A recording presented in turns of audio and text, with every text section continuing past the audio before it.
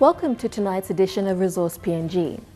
Lined up in the show, we have the State Enterprise Minister, Honourable Ben Micah, and we speak to various companies, Goldman X, Axiom Project Services, ABD JTA, and PNG Forest Products. But first, here's the Minister for State Enterprises, Honourable Ben Micah. Honourable Minister, what will the role of the Ministry of State Enterprises be now that the Kumul entities have been formed? The ministry will still continue because the ministry deals with policy. What has been and will be restructured is the way the companies are going to be managed. So as you can see, IPBC will be, the IPBC Act will be repealed, Petromin Act will be repealed. We are going to amalgamate all the states' interest in hydrocarbon business in Kumul Petroleum.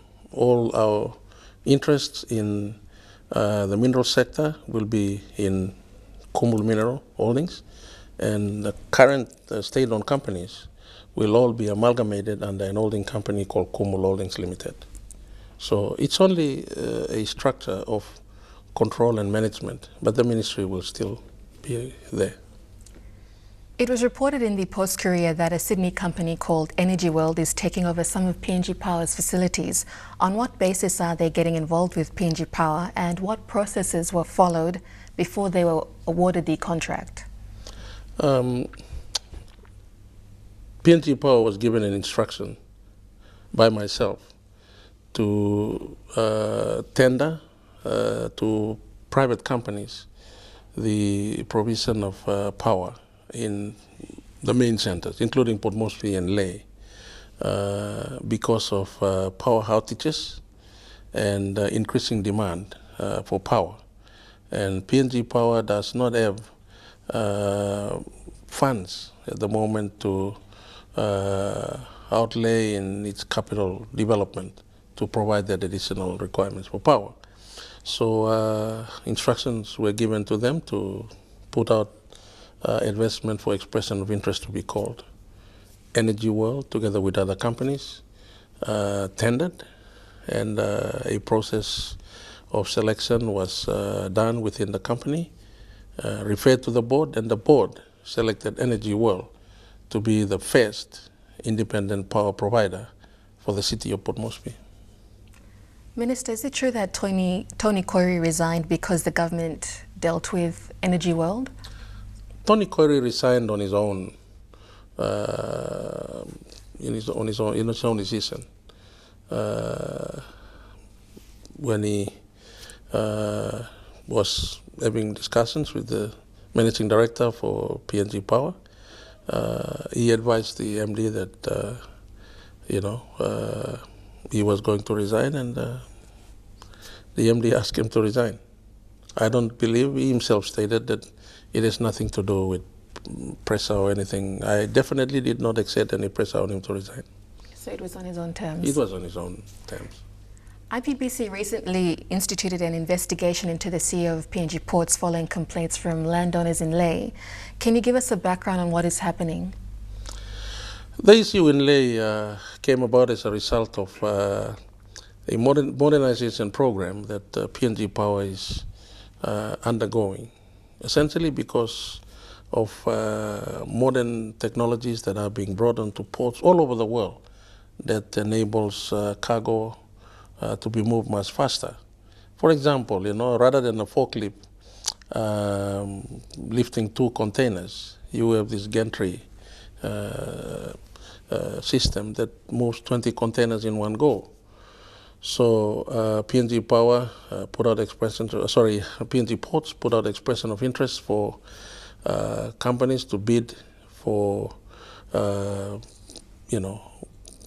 to, manage the ports a little bit more efficiently, so that we can allow much more turnaround of ships, much more movement of cargo, and that is where these issues came about in the Port of Lae. I believe maybe the board and the management may not have handled the discussions with the all the stakeholders properly, and therefore resulted to the closure of the port and subsequently the decision by myself to instruct the IPBC board and management to take control of the issues relating to the modernization program and also the issues raised by the landowners who are involved in the provision of stevedoring services in the Port of Lae. Those investigations, as we speak, are progressing, and announcements will be made on the future of that particular matter. The CEO of Post PNG was sidetracked for investigations 8 weeks ago, but we understand that until today, no changes have been officially announced and no investigator has been appointed. This almost amounts to persecution of a key state-owned enterprise executive. Why is this happening? Decision of the board was based on evidence implicating the former CEO, and I believe that the board and the acting managing director are in the process of addressing the issue of the investigation, and shortly we will come up with steps to improve the governance of that company. Minister, last question. Edaranu has terminated its contract with a Malaysian partner, and the CEO seemed to be in disarray with so many problems. Why is this, and has the government any plans in the pipeline? There is no disarray, there are no problems. When the notice of termination of the concessionaire agreement was given to that Malaysian company, Edaranu took over the billing, Edaranu took over the management of the water treatment at Mount Eriama, and otherwise people will be rioting on the street because of no water. There is no such thing because business as usual. There are negotiations going on between Edaranu and the Malaysian company on our issues that were raised by Edaranu, resulting in the termination, can be mutually addressed by the two parties. And I believe as we speak, very shortly, some agreements will be reached between the two parties to continue the concessionaire until we reach the point of termination or until further notice. Minister, thank you very much for your time. More to come on the show. Stay tuned.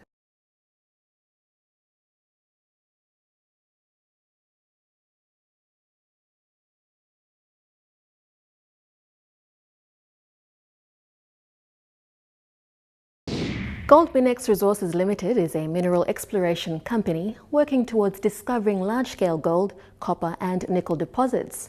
We talked to the CEO, Sandy Moyle, about the company's presence and exploration endeavours in PNG. Hello, Mr. Moyle. Thank you for joining us on the show. It's a pleasure being here. I understand you've had considerable experience in Papua New Guinea prior to joining Goldminex, and you were involved in the discovery of Lihir gold mine. Can you tell us more about that? I was very fortunate. I first came up here when, during a depressed metal price period, which was 1982, and I was involved with exploration on Simberi with Kennecott, and then we formed New Guinea Mining Joint Venture, and the Kennecott New Guinea Mining Joint Venture found Lihir in 1983, and I was involved right through to the early development of that. Then during the 1990s, I was involved with Hidden Valley as well. Oh, okay. So you've seen the resource industry in Papua New Guinea grow since you were first here? Yes, I have. I've been with Goldminex now for about 4 years. Okay. Now, speaking of Goldminex, can you give us a background of the company and their presence in PNG? Goldminex started off as a private company. They were originally exploring in the Owen Stanley Ranges. They had a couple of tenements there. They floated on the ASX in 2007, just prior to the GFC. And since then, the focus of exploration has been in the Owen Stanleys, some in the Highlands. Goldminex has chosen to focus its exploration endeavours in Papua New Guinea instead of Africa. Why is this? We see that the prospectivity of the Pacific Rim, and Papua New Guinea is an ideal location on the Pacific Rim. Goldminex is primarily looking for nickel copper and gold, and the Pacific Rim is particularly well endowed in places like Papua New Guinea. Papua New Guinea also has a well-established mining law. It has a good system for dealing with landowner issues and landowners, and it has a stable government, so we prefer that. You don't always find that in the African countries. How much has the company spent on exploration since it started? It spent over 50 million kina, and that includes some of the Vale joint venture expenditure. And most of that has been spent in the Owen Stanley region, but a fair bit in the Highlands as well. The difficulty in working in Papua New Guinea is the cost of getting around. We've got transport.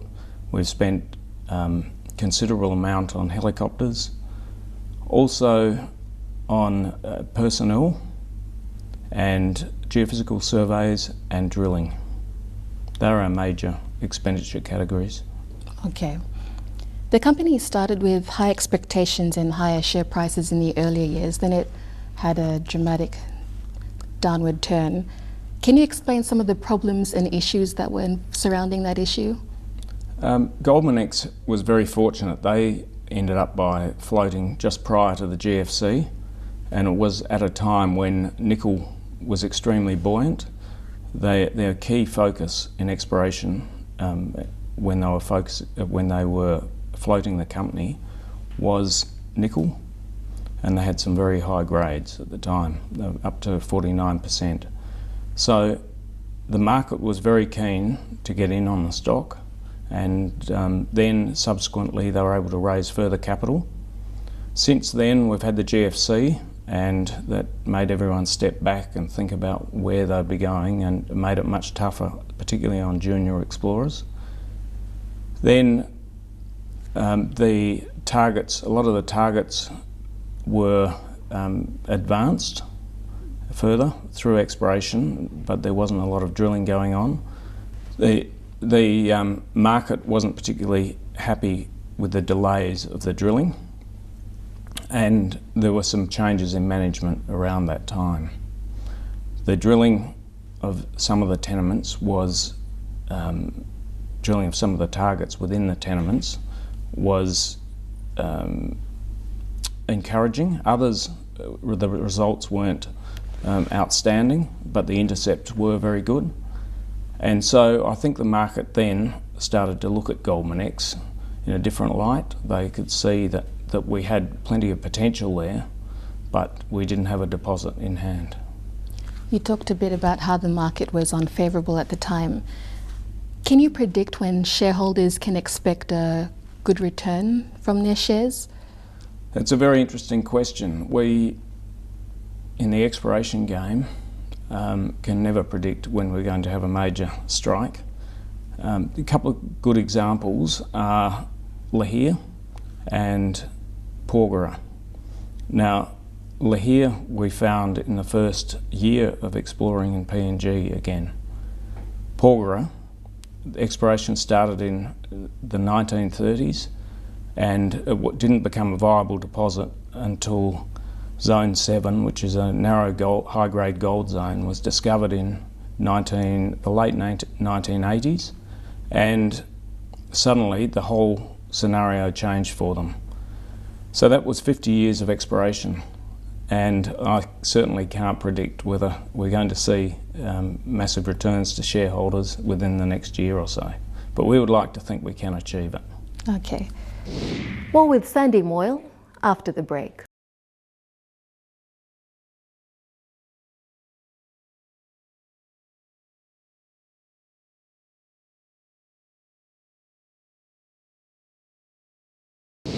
In this next part of Sandy Moyle's interview, he talks about the company's joint venture partnership to the second largest mining company in the world, the Brazil mining company Vale. Mr. Moyle, why did Goldman X decide to joint venture part of their portfolio with Brazil's Vale, which we understand is the second largest mining company in the world? Goldman X saw that it had a large prospective land holding. We had a number of projects which needed advancing and a number of targets. In fact, there were more than 25 targets which we needed to spend our money on.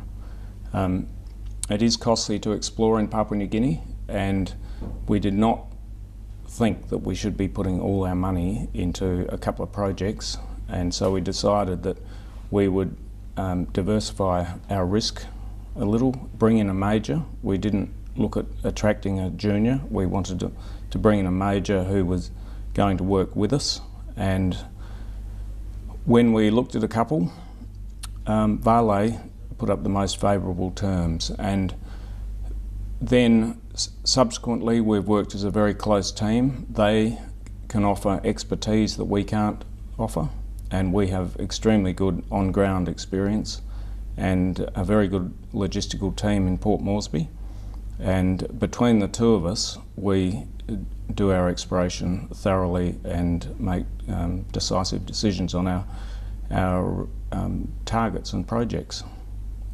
What were the risks partnering with a major player? Well, I guess the risks are that they can stall exploration, or they can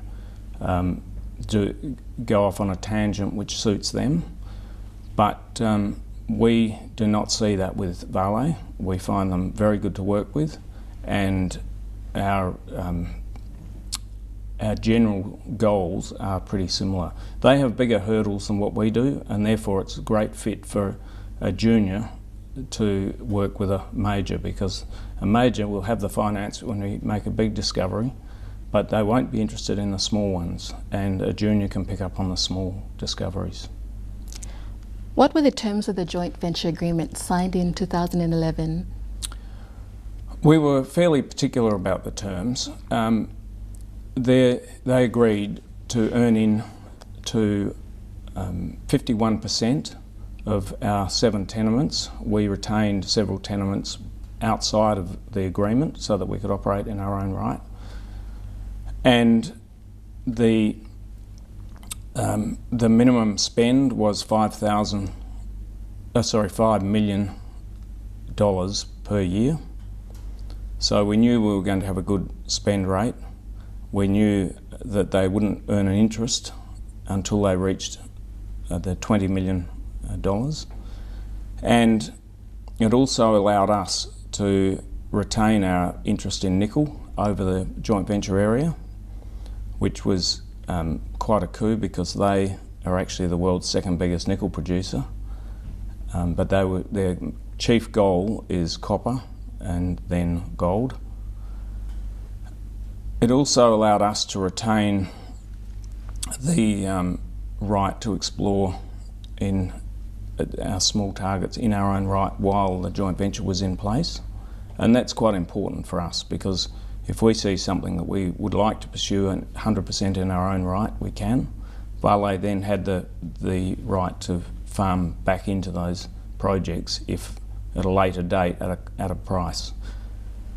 So, and I guess the final part of the joint venture that we particularly liked was that they wanted to retain us as operators on the ground. They liked the way we operated, and they could see that we would probably do a job as well as they could on the ground. You mentioned the minimum spend rates. How much has Vale spent to date, and have they come up with any new exciting prospects? Vale have spent approximately $13 million in the ground to date, and that is directed both at our major Liamu project, which is a porphyry copper deposit project, and then they have also advanced our regional targets and generated additional targets. So we capitalise on their geological expertise, their geophysical expertise and their geochemical expertise. They do satellite interpretation for us, and it's been a very good joint venture, and they have come up with several targets. Probably the current one that we're looking at is the Kiki prospect. It's one of 12 prospects within the Liamu joint venture, and we've just completed an IP survey over that area, and we're waiting for the results, and hope to be drilling later this year. Some exciting prospects indeed. It is, and we're also advancing others.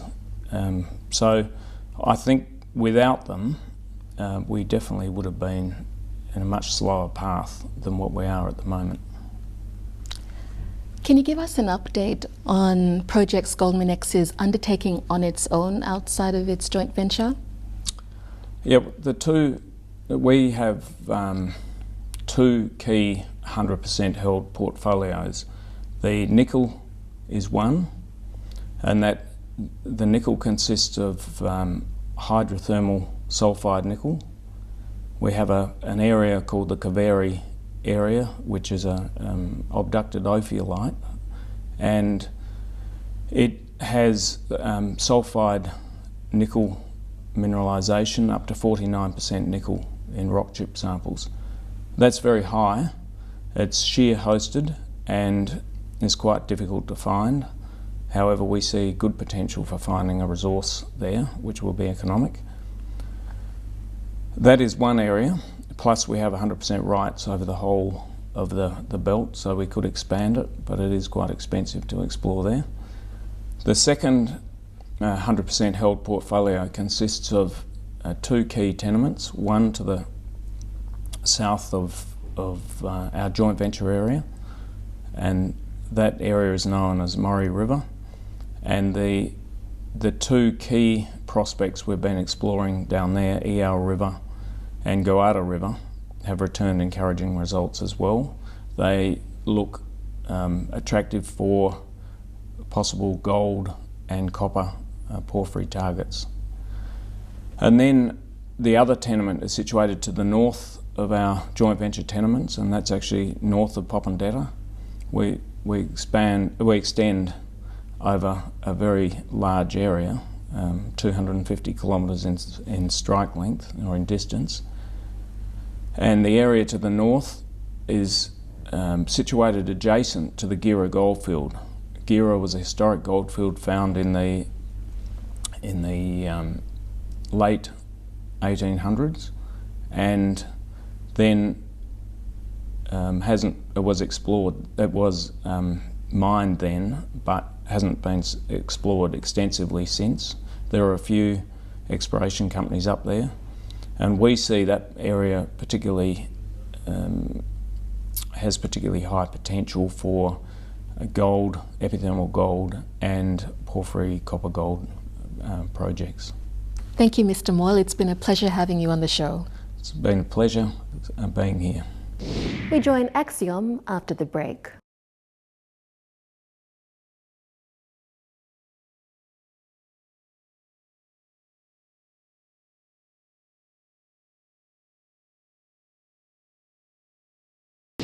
Welcome back. We speak to Doug Logan, Managing Director of Axiom Project Services, and find out more about the company and their presence in PNG's resource sector.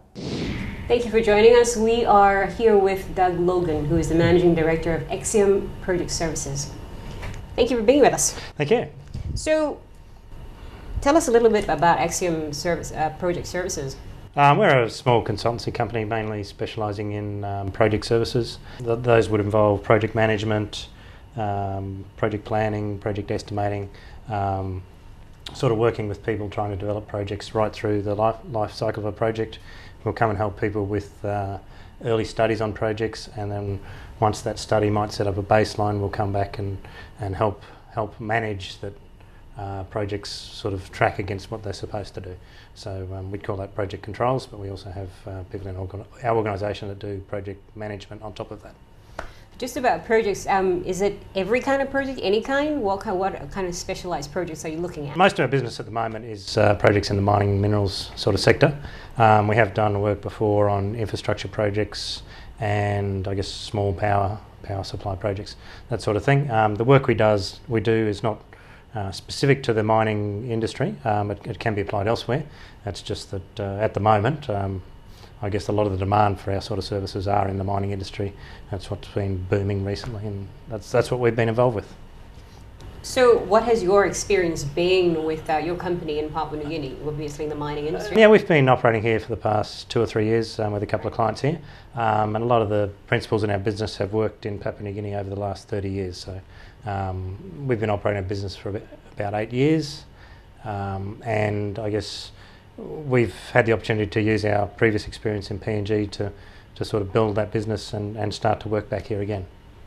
So what industries does Exium operate in? Mining and minerals sort of industries are our main clients. We work on infrastructure projects, energy, that sort of work as well. And it's really in a project development sphere that we work, so people developing projects. So what do you do to introduce the market to your company? We generally work through like a network of people we know, and we'll use things like business forums and the like to get to know new clients. We generally don't do too much open promotion. It's much better for us to sort of target specific people in organisations and use our network of people to get to know them better. So you've been here for a little while. What is your outlook for your company's growth in the future? Well, I like most mining services companies. I think we're a bit cautious about the next 6 to 12 months. I know there's been a big pullback in capital expenditure from some of the majors, but we see the demand for resources to continue to grow, and that will support the growth of our business. So we're hopeful of making a much bigger company in 4 to 5 years' time. So you obviously benefited somewhere rather from the economic growth. Yes, like we've done quite well so far, but we're hopeful of continuing to grow it. We see Papua New Guinea as a very good place to operate in. It's very well connected to Australia. People generally welcome Australians working here, and we'd like to grow our business here. Both, we're cautious of using too many expatriates. It becomes very expensive, and we'd like to grow our business here and try and leverage our expertise locally. So your future outlook for PNG and Australia in terms of business? Well, I think PNG is probably tied to a lot of the things Australia is, where there's going to be a big growth in PNG due to resources. That's the business we're in. We're very hopeful of staying involved in that in Papua New Guinea, and I think the growth in resource development is being seen in PNG, and I'd hope it continues too. Doug Logan, thank you very much for talking to us. Okay, thank you. We talk to ABJTA. That's next.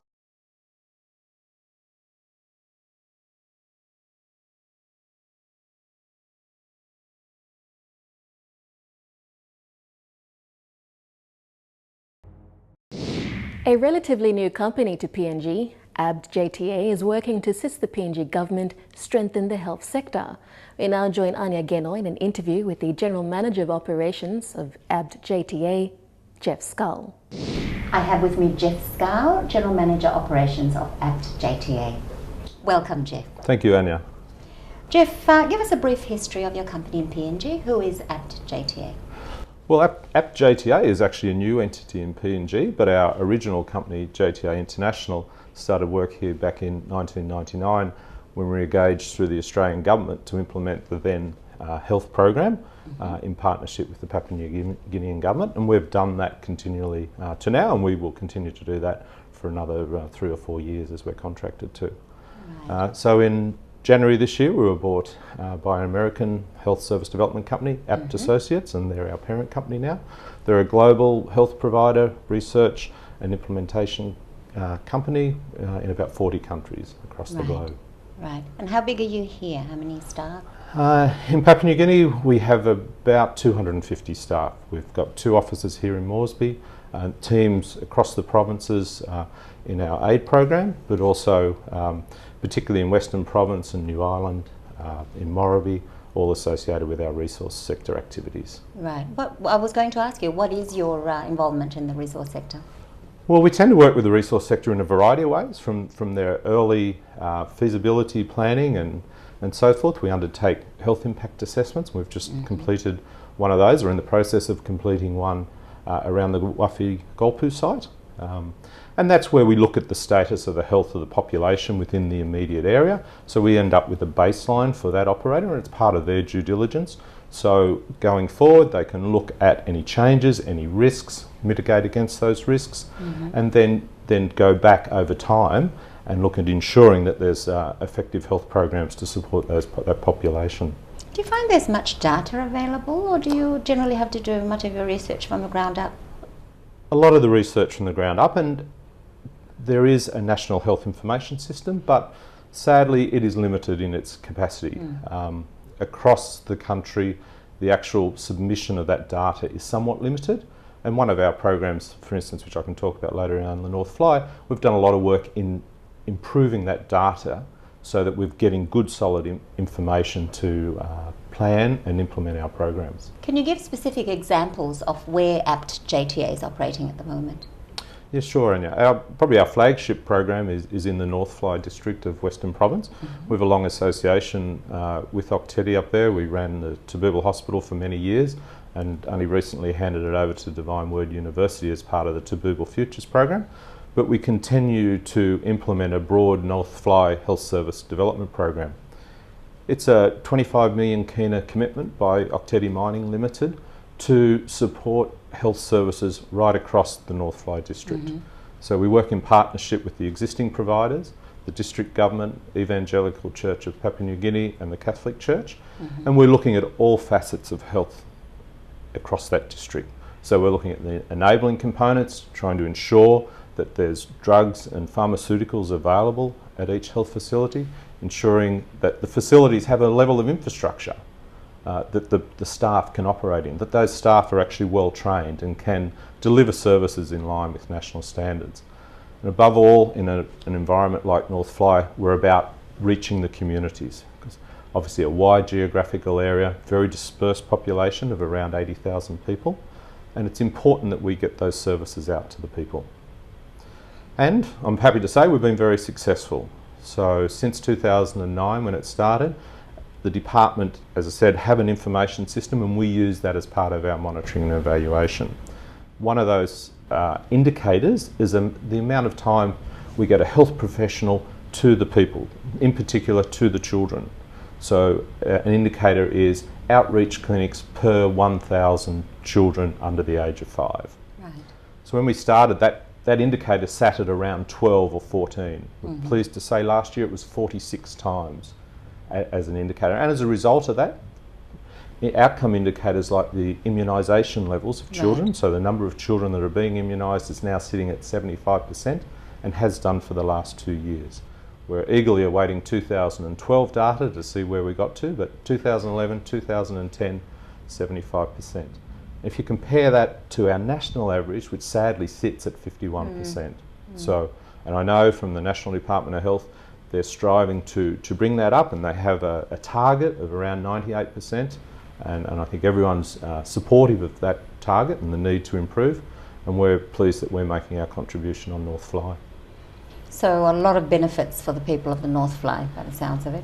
Well, there are, Anya, and there's a long way to go. You know, we're not suggesting everything is perfect. You know, we've still got disease levels there that we're not comfortable with, but we're certainly making a positive contribution. It's through our partners out there that those contributions are made. If we weren't working in partnership, led by our team, the district government, the churches, well, these improvements wouldn't be made. Now, specifically, how has APT JTA helped workers in the resource industry? The thing that we look at, Anya, is that there's two issues. Is that there is no fence. Often operators look at inside the fence and outside the fence activities, and that's appropriate in some areas. But when you talk about health, it's not reflective because the mosquitoes don't actually stop coming over the fence. So we've done a number of things. We look at supporting programs, you know, that support the workforce per se, and that can be something like an employee health and wellness program because the non-communicable diseases in Papua New Guinea are rising. It's becoming a bigger and bigger issue all the time. We hear about HIV, we hear about TB, and they are major issues that the country is challenged with. But they're also challenged with lifestyle diseases. And a lot of these lifestyle related diseases are occurring in economic enclaves. So where people are leaving their original lifestyle and moving on, and they've actually got access to a Western diet, unlimited Western diet often, and that's leading to, in some cases, obesity, and from that you're looking at issues around diabetes, hypertension, and so forth. And so we're helping operators mitigate against those risks because we all know that the workforce is a company's greatest asset, And so we introduce programs on behalf of clients to support that. And that's what we refer to as employee health and wellness programs. Are you finding that the increase in these lifestyle diseases is particular to the resource sectors or where the extractive industry is concentrated? Well, I think it's particular to access to diet. And so where people have money or access to immense amounts of food and they're moving from a traditional lifestyle diet to a high carb diet, it is impacting on their health. Studies across some sites have shown up to 20 kilos. A Papua New Guinea may put on up to 20 kilos in weight in their first 3 years of engagement. My goodness. So a major issue going forward. And it's particularly prevalent with sites that have been operating for a long period of time. But it's not just in a mine site. It can be anywhere where you've actually got that change in diet, change in lifestyle in a mass employer situation. What would APT JTA like to see, say, a response from our national government regarding the issues that you do face regularly? The national government's proactive in many ways. I mean, they have limited resources, but they're proactive in many ways in addressing communicable and non-communicable diseases like these lifestyle diseases.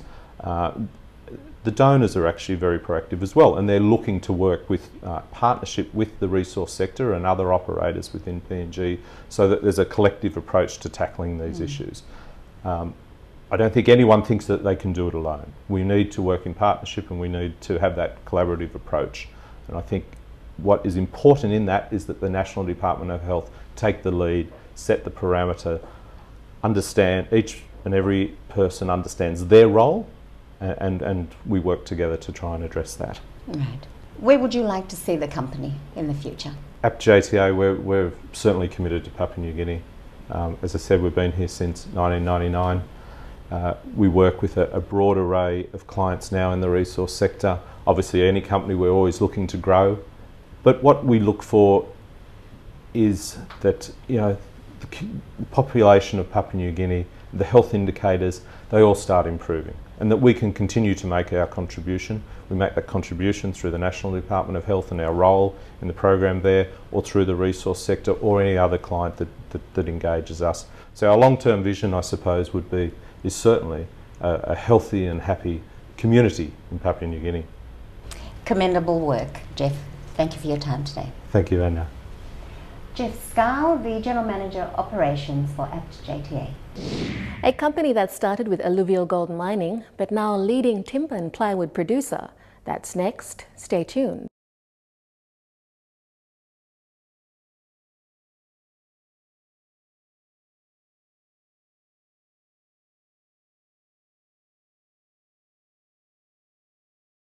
Thanks for staying with us. We now speak to PNG Forest Products, a company that began with large-scale alluvial gold mining in the early 1930s. The company has now evolved to become the leading producer of timber and plywood products in PNG. We now join the Managing Director of PNG Forest Products, Tony Honey. I have with me Tony Honey, the Managing Director of PNG Forest Products. Thank you for coming in, Tony. My pleasure. Tony, how long has PNG Forest Products been in Papua New Guinea, and what kind of business are you involved in? PNG Forest Products evolved from a mining organisation in the late 20s, placer, primarily gold dredging, and over was a large integrated timber processing facility in PNG, and in the early 80s changed its name to PNG Forest Products. Right. So we've been around for 70 years. Yes, yeah. it does seem so. Do you cater to the domestic market or just the international? Primarily the domestic marketplace, right. But we do export plywood, and we're looking at growth through our prefabricated buildings elsewhere around the Pacific in the next couple of years. Now, what are the challenges of conducting business in Papua New Guinea? Oh, there's always difficulties. I guess the hardest thing for us is we're in an isolated location in Balalo. Infrastructure's a major problem with us, particularly that road network. And that sort of needs looking at very, very badly at the moment. But by and large, we need to be protected and continue to be protected with tariffs for plywood and timber. You know, we're a developing country and developing businesses, so you know we need to have that in place for some time yet. So you'd be happy with the focus on infrastructure in the new budget then? Absolutely. It'll make a big difference if it can be delivered. Yes. Yeah. Now, do you still have a relationship with the mining industry? Do you supply to them? We do have a good relationship with the mining industry. We provide prefabricated buildings and transportables and mining camps, and we're very much involved in the Hidden Valley project for Harmony. Likewise in Lahia, we've done recent developments up there, and we continue to be involved with the mining industry. Yeah. Right. Does your company operate on a sustainable basis? Totally. We're probably a little bit of a model company, I guess. All our resource base is from a sustainable plantation. We generate our own power with hydro power stations, and we're just about to commission a new power station with a private partnership venture with the PNG Power. Right. So it's all very exciting for us, but totally sustainable company. Yeah. So how or where do you see your growth in the next 10 years? Oh, I think in hydro power development, increased prefabricated buildings with some possible new developments in timber technology which will allow us to expand that business. So that looks good for us. I think plywood will still remain a good contributor to the company, provided that the tariffs are kept in place for the time being. Right. Now we did touch a little bit on the infrastructure focus in the budget, but what specific needs does your particular industry have in the way of better infrastructure? Well, our needs are focused on roads more than anything. Right. And of course we all suffer with the lack of good health facilities in our area, especially remote areas. Yes. That's difficult for us. Law and order is always a problem, but I was very encouraged to hear the Prime Minister and see the budget come down where they were going to expend a lot of capital in infrastructural development, so we're very pleased to see that. How does PNG Forest Products work with the community? What benefits does the community have to gain from your company? Oh, PNG Forest Products provides royalties and those sorts of things through the resource base. We are the supplier of power to the immediate area, both Wau and Bilolo and even to Lae.